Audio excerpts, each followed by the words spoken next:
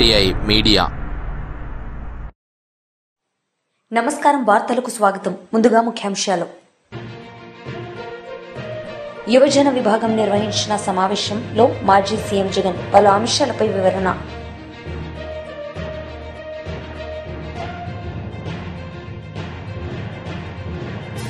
కేంద్ర మంత్రి కిషన్ రెడ్డి మీడియా సమావేశం, పలు అంశాలపై వివరణ.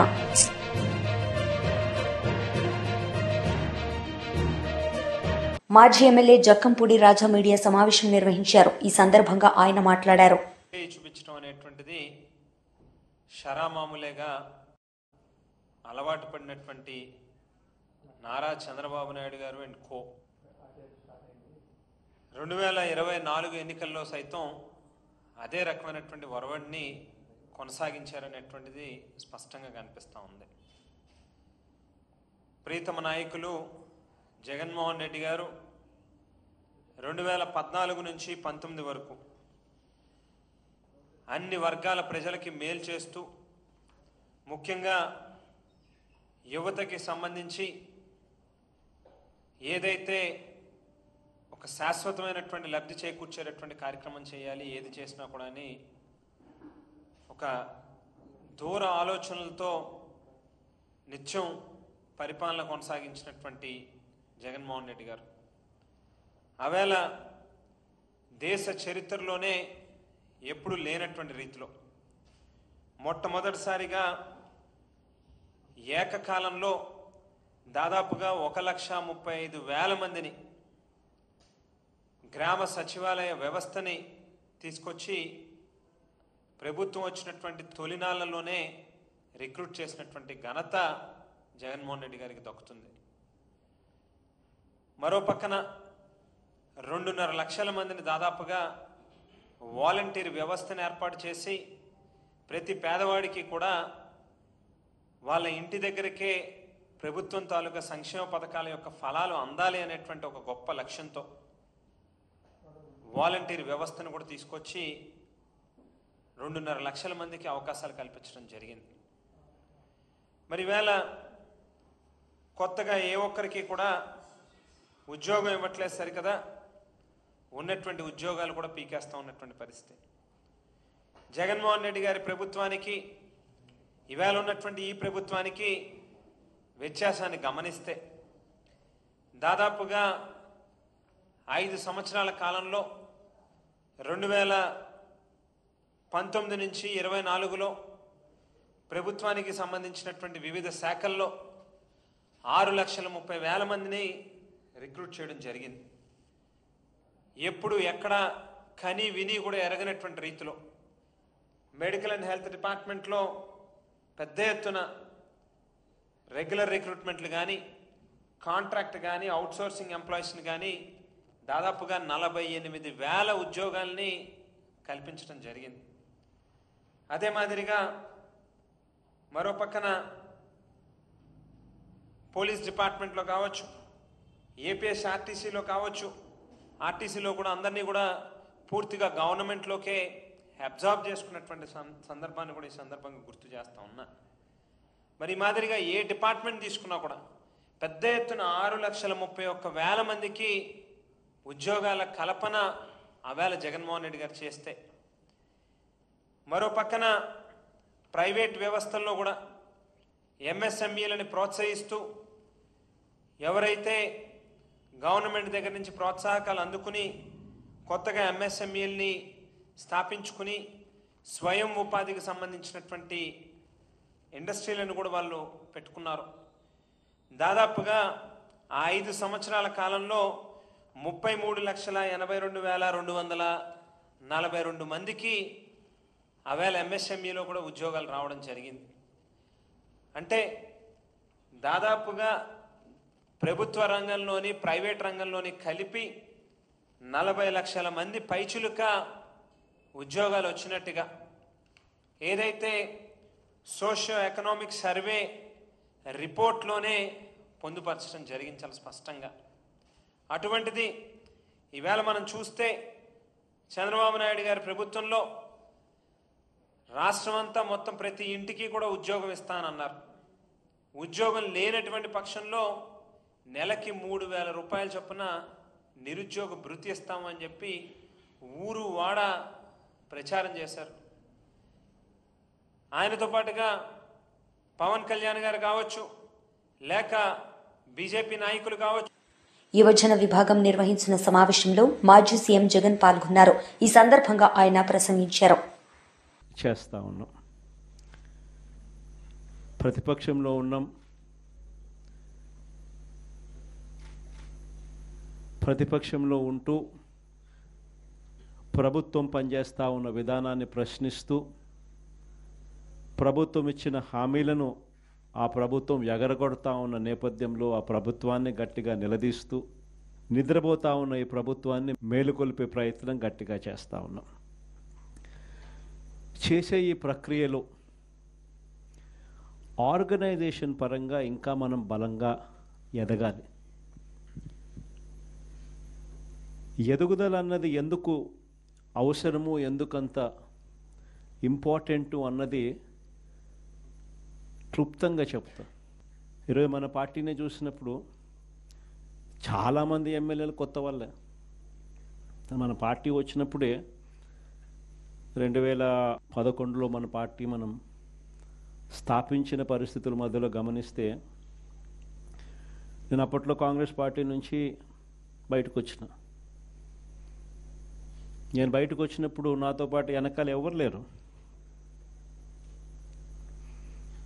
నేను మా అమ్మ ఇద్దరం మాత్రమే బయటకు వచ్చినాం. అక్కడి నుంచి మొదలైంది ప్రస్థానం.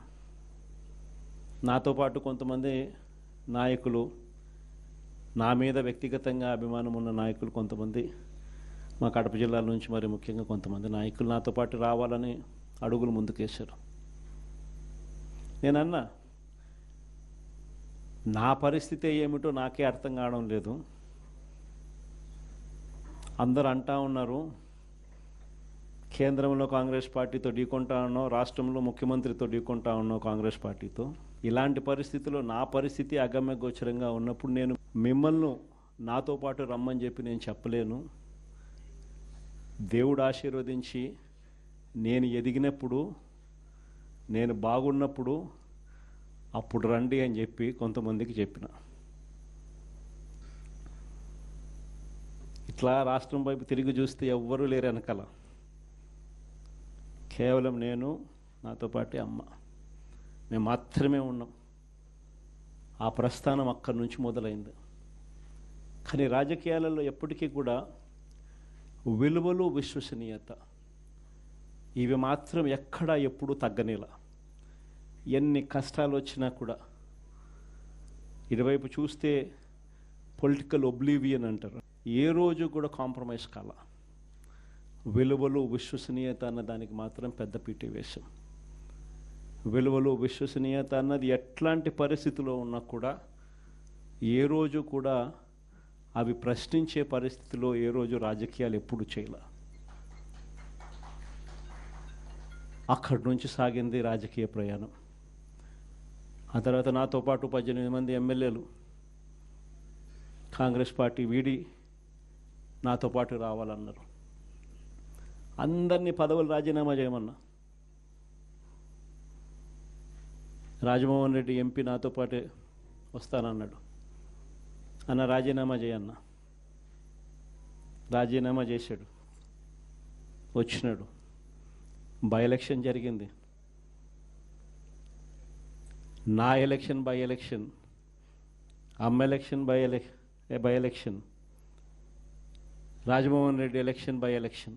నా ఎలక్షన్లో 5,40,000 మెజారిటీ, ఆ 14th లోక్సభలో హైయెస్ట్ మెజారిటీ వచ్చింది మీ అన్నకే, జగన్కే. ఆ రోజు మనం ప్రమాణ స్వీకారం చేసేటప్పుడు పార్లమెంట్లో ప్రతి తల్లా కూడా మన వైపే తిరిగి చూస్తుంది. Highest majority in the 14th Lok Sabha. కానీ జీర్ణించుకోలేని పరిస్థితిలో మన మీద అంతే పగబట్టడం కూడా ఆ మెజారిటీని చూసి అనుకోండి, అది వేరే విషయం. ఆ తర్వాత అమ్మ, తర్వాత రాజమోహన్ రెడ్డి కాంగ్రెస్ పార్టీలో ఉన్నప్పుడు పోటీ చేసినప్పుడు వచ్చిన మెజారిటీ కన్నా అంతకన్నా 2 మెజారిటీతో ఆయన గెలిచినాడు. 2.5 లక్షల majority. SEEDAP chairman Goonapati Deepak Reddy media సమావేశం నిర్వహించారు. ఈ సందర్భంగా ఆయన మాట్లాడారు. నాయకులు అనేక దుష్ప్రచారాలు చేసుకుంటా ముందుకు పోతున్నారు. జగన్మోహన్ రెడ్డి జగన్ మోసాలతో జగత్ అబద్ధాలతో మభ్యపెట్టే విధంగా వాళ్ళ రాజకీయం ముందుకు పోతున్నారు. నాకు అనిపించేది ఏంటి అని అంటే ఆపోజిషన్ స్టేటస్ కూడా ఇవ్వలేదు వైసీపీ పార్టీకి అనే బాధతో ఆంధ్ర రాష్ట్ర ప్రజలపైన కక్షగట్టినట్టు నాకు అర్థమవుతూ ఉంది.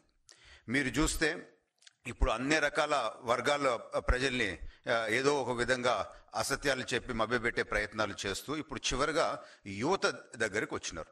యువతకు కూడా రకరకాల అసత్యాలు ప్రచారం చేస్తున్నారు. అందుకని ఈ ప్రెస్ మీట్ ద్వారా కూటమి ప్రభుత్వం ద్వారా జరిగే మంచి ప్రజల దృష్టికి యువత దృష్టికి ముఖ్యంగా తేవాలనుకుంటున్నాం. గతంలో మీరు చూస్తే వైఎస్ఆర్ పార్టీ 2,30,000 ఉద్యోగాలు ఇస్తాము అని చెప్పి హామీ ఇచ్చి ప్రతి సంవత్సరము జాబ్ క్యాలెండర్ తీసుకొని వస్తాము అని చెప్పి నిరుద్యోగ యువతకి నిలువున ముంచింది వాస్తవం కాదా అని చెప్పి నేను ఈరోజు ప్రశ్నిస్తున్నాను. అదేవిధంగా జగన్మోహన్ రెడ్డి మొదటి సంవత్సరం మనం గుర్తుపెట్టుకుంటే 1,80,000 కోట్ల పెట్టుబడులు కంపెనీలు మన రాష్ట్రాన్ని వదిలిపెట్టి వెళ్ళిపోయినాయి. ఆ పోత వాళ్ళు ఏమన్నారు అని అంటే ఫైనాన్షియల్ టెర్రరిజం జరుగుతూ ఉంది, ఆర్థిక ఉగ్రవాది జగన్మోహన్ రెడ్డి అని చెప్పి ఆ కంపెనీకి సంబంధించిన వాళ్ళు చెప్పిపోవటము ఇది వాస్తవము కాదా? నేను ముఖ్యంగా ఇంకొకటి అందరి దృష్టికి తేవాలనుకుంటున్నాను. ఒకసారి మళ్ళా వెనక్కి తిరిగి చూస్తే అప్పుడు సామెత అందరి నోట్లో ఏముండేది అని అంటే హార్డ్వేర్ కంపెనీలు దరిమేశాడు, సాఫ్ట్వేర్ కంపెనీలు దరివేశాడు, చివరిగా అండర్వేర్ కంపెనీని కూడా దరిమేసినాడు జగన్మోహన్ రెడ్డి అనేది అప్పుడు అందరి నోట్లో ఉండేది. అది ఒకసారి అందరికి గుర్తు చేస్తున్నాను. ఇంకొకటి అందరి దృష్టికి నేను తేవాలనుకుంటున్నాను. ఆల్రెడీ మీకు కూడా తెలుసుంటుంది. పవర్ కంపెనీల అగ్రిమెంట్లు క్యాన్సిల్ చేసి కేంద్ర ప్రభుత్వం కూడా అనేక సార్లు చెప్పింది ఇది చేస్తే తప్పు, రాష్ట్రానికే కాదు దేశానికి చెడ్డ పేరు వస్తుంది అని చెప్తే కూడా వినకుండా ఆ అగ్రిమెంట్స్ క్యాన్సిల్ చేసి ఆ కంపెనీలు వాళ్ళు కోర్టుకు పోతే దాదాపు 12,250 కోట్లు ఊరికే వాళ్ళకి కట్టాల్సి వచ్చింది. అంటే పవర్ తీసుకోకుండా.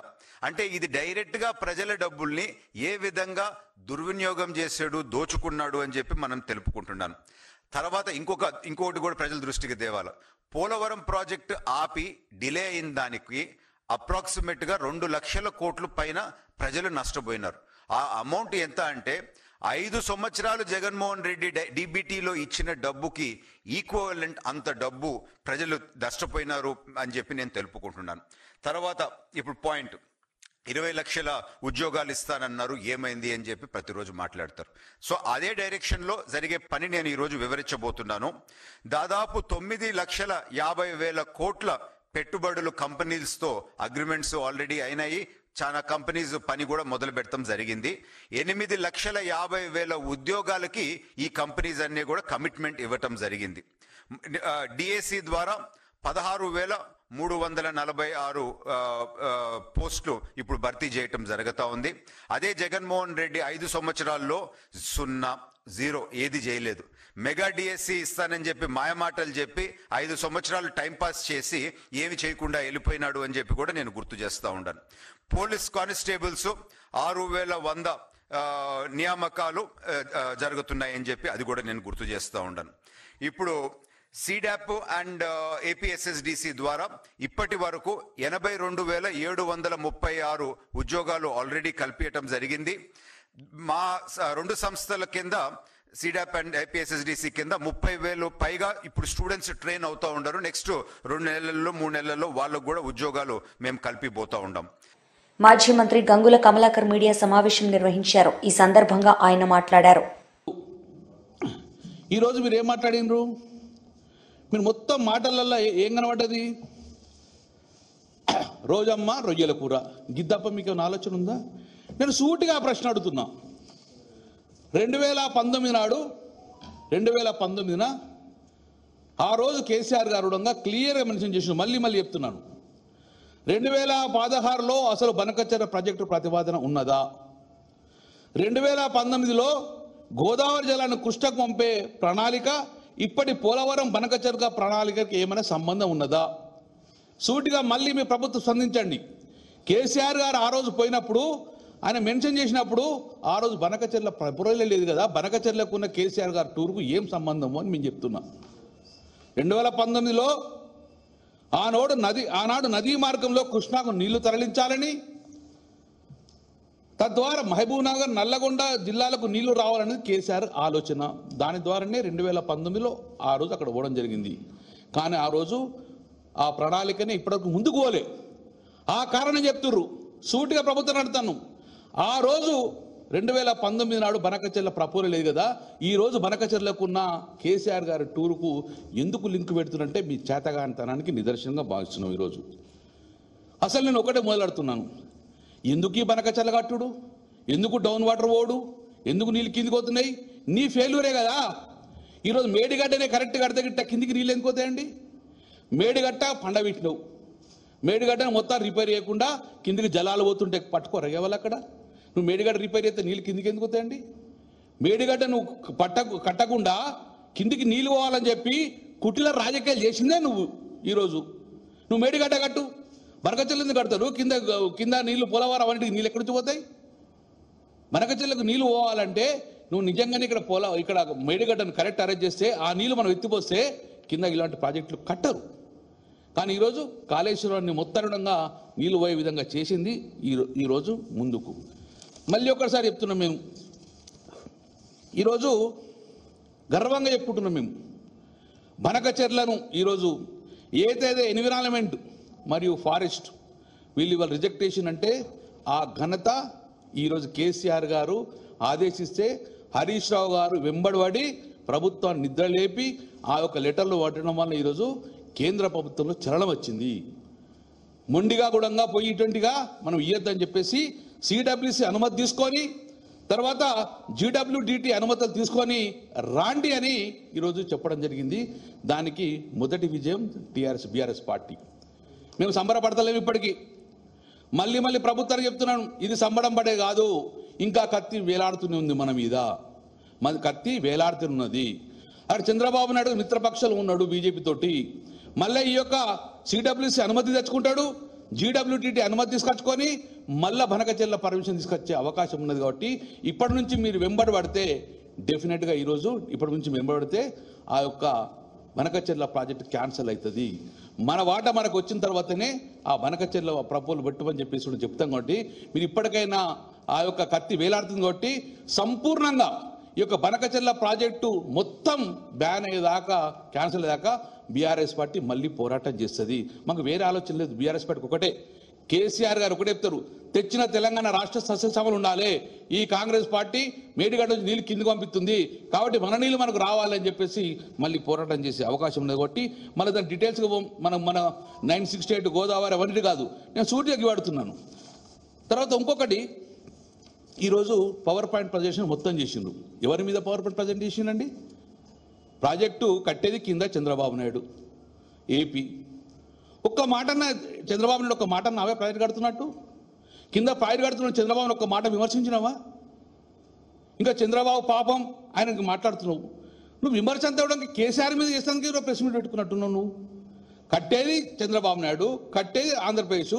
ఈ యొక్క మొత్తం పవర్ పాయింట్ ప్రదేశంలో విమర్శ ఎక్కడ కూడా ఒక్కటి కూడా ఏపీ మీద కానీ చంద్రబాబు నాయుడు ఒక్క మాట మాట్లాడలేదు. ప్రాజెక్టు కట్టే వాళ్ళ మీద ఒక్క విమర్శ చేస్తలేడు. అంటే అర్థం ఏంటంటే నీళ్లు పండబెట్టి పంపుతాండ్రు, నీళ్ళు తీసుకో అనే ఉద్దేశంతో ఈరోజు చేసే కార్యక్రమం ఇది చాలా ఇబ్బందికరమైన వాతావరణం నడుతుంది మా రాష్ట్రం. కేంద్ర మంత్రి కిషన్ రెడ్డి మీడియా సమావేశం నిర్వహించారు. ఈ సందర్భంగా ఆయన మాట్లాడారు. గోదావరి గారు కలిసి మేము బీజేపీ మీటింగ్ అవుతున్నప్పటి కూడా త్వరితగతిన దాన్ని పూర్తి చేసుకొని మేము ఇక్కడ చూడడానికి రావడం జరిగింది. ఉదయం వద్దాం అనుకున్నప్పుడు ముఖ్యమంత్రి గారు వస్తున్నారు కాబట్టి మరి ఆ లోపల మా మీటింగ్ సమావేశం ప్రారంభమైనాయి. అవి పూర్తి చేసుకొని ఇక్కడ ఈ సంఘటన స్థలాన్ని చూడాలనే దృక్పథంతో, ఇక్కడ అడిగి వివరాలు తెలుసుకోవాలనే దృక్పథంతో రావడం జరిగింది. ఇది చాలా దురదృష్టకరమైనటువంటి సంఘటన. ఇటీవల మన హైదరాబాద్లో ఇంత పెద్ద ప్రమాదం ఇటీవల ఎవరం కూడా మనం చూడలేదు. ఫార్మా కంపెనీలకు సంబంధించినటువంటి రా మెటీరియల్ ప్రొడ్యూస్ చేసేటువంటి కంపెనీది. బాయిలరు బ్లాస్ట్ అయి ఇంత పెను ప్రమాదం సంభవించింది. ఇంతకుముందు రామచంద్రరావు గారు చెప్పినట్టు 46 మంది యొక్క మృతదేహాలు ఇప్పటికే లభించాయని, మరొక 13 మంది వారి ఆచూకీ దొరకడం లేదని, మిగిలిన వాళ్ళు హాస్పిటల్లో ట్రీట్మెంట్ పొందుతున్నారని, మరి దీనిపైన రాష్ట్ర ప్రభుత్వ అధికారులు సమగ్రమైనటువంటి దర్యాప్తు చేస్తున్నామని చెప్పడం జరిగింది. ఈ రకంగా బాయిలర్ బేస్ గతంలో మీకు అందరికి తెలుసు, గత నెల చార్మినార్ దగ్గర కూడా ఇదే విధంగా ఏసీ ఎయిర్ కండిషనర్ బ్లాస్ట్ అయి షార్ట్ సర్క్యూట్ ఏర్పడి 17 మంది చనిపోవడం జరిగింది. వరుసగా ఈ రకమైనటువంటి సంఘటనలు అనేక ప్రాంతాల్లో జరుగుతూ ఉన్నాయి. ఇది రాజకీయాలు చేయాల్సినటువంటి సమయం కాదు, రాజకీయాలు మాట్లాడాల్సినటువంటి సమయం కూడా కాదు. కాబట్టి నేను అధికారులను ప్రభుత్వాన్ని కోరేది ఒకటే, ఈ రకంగా ప్రమాదాలు జరగడానికి అవకాశం ఉన్నటువంటి అన్ని కంపెనీలు ప్రత్యేకంగా ఉన్నతాధికారుల బృందాలు ఏర్పాటు చేసి పూర్తిగా అన్ని ఫ్యాక్టరీలు రకంగా మొత్తం కాలిపోయినట్టు డెడ్ బాడీసే ఆ యొక్క విమాన ప్రమాదంలో దొరికాయి. కాబట్టి వాళ్ళు ఏ రకమైనటువంటి చర్యలు తీసుకుని డెడ్ బాడీస్ అన్ని కనుక్కున్నారో అది కూడా ఇక్కడ ఆలోచన చేయాలి. అదేవిధంగా 13 మంది ఎవరైతే ఉన్నారో పూర్తి స్థాయిలో వాళ్ళ కుటుంబాలకు చేరుకున్నారా, వాళ్ళ ఫోన్ నెంబర్స్ ఇక్కడనే ఉన్నాయి. కాబట్టి అవి కూడా కనుక్కొని వాళ్ళను పూర్తిగా ఐడెంటిఫై చేయాలి. వాళ్ళు లైవ్ ఉన్నారా, అదృశ్యవశాత్తు బతుకున్నారా అనేటువంటి విషయం కూడా ఐడెంటిఫై చేసి ఆ రకమైనటువంటి వాళ్ళకు కూడా అన్ని రకాల సహకారం అందించి వాళ్ళు ఉంటామంటే ఉండే విధంగా, తిరిగి వెళ్తామంటే కూడా అన్ని రకాల సహకారం చేయాలని కోరుతా ఉన్నాను. అదేవిధంగా ఏ హాస్పిటల్లో ట్రీట్మెంట్ పొందుతున్నారో చాలా మంది అంగవైకల్యం పొందేటువంటి అవకాశం ఉందని కూడా చెప్తా ఉన్నారు. కొంతమంది మెంటల్గా కూడా మరి భవిష్యత్తులో తొందరగా కోలుకోలేని పరిస్థితులు ఉంటారు. అలాంటి వారు కూడా పూర్తి స్థాయిలో వాళ్లకు మరి అన్ని రకాల సహకారం అందించే విధంగా చర్యలు తీసుకోవాల్సిందే కోరుతా ఉన్నాను. మృతదేహాన్ని తరలించేటప్పుడు రాష్ట్ర ప్రభుత్వం సహకారం అవుతుంది. మీ కేంద్రం నుంచి ఎలాంటి సహకారం, ఆ రాష్ట్రాలు తరలించేందుకు ఎలాంటి టీములు? డెడ్ బాడీస్ అన్ని కూడా రాష్ట్ర ప్రభుత్వ ఆధ్వర్యంలో ఉంటాయి. ఎక్విప్మెంట్స్ సపరేటు కేంద్ర ప్రభుత్వానికి ఉండవు. ఎక్విప్మెంట్ అన్ని కూడా రాష్ట్ర ప్రభుత్వం ఉంటాయి. దాంట్లో కేంద్ర ప్రభుత్వం ఏ రకమైనటువంటి సహకారం చేయాలని మాకున్నది ఇక్కడ ఉండేటువంటిది మనకు ఏసీ హాస్పిటల్, ఎయిమ్స్ హాస్పిటల్ రెండే ఉంటాయి. కాబట్టి అక్కడ అంబులెన్స్లు కూడా తక్కువ ఉంటాయి. 108 ఇటువంటి ఉంటాయి, ఏసీ కూడా ఉంటాయి. కాబట్టి ఖచ్చితంగా నేను డెడ్ బాడీస్ కూడా మరి 36 గంటలు బీహార్కి వెళ్ళాలంటే 36 అవర్స్ పడుతుంది. 36 అవర్స్ లోపల మరింత శవం కులిపోయేటువంటి అవకాశం ఉంటే ఇప్పటికే కాలిపోయినటువంటి డెడ్. వార్తలు ముగించే ముందు ముఖ్యాంశాలు మరోసారి. యువజన విభాగం నిర్వహించిన సమావేశంలో మాజీ సీఎం జగన్ పలు అంశాలపై వివరణ.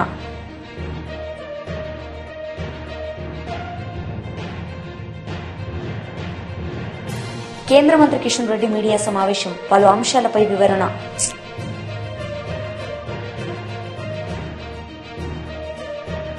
ఈ వార్తలు ఇంతటితో సమాప్తం. తిరిగి ప్రసారమయ్యే వార్తల్లో మళ్లీ కలుద్దాం. అంతవరకు సెలవు. నమస్తే.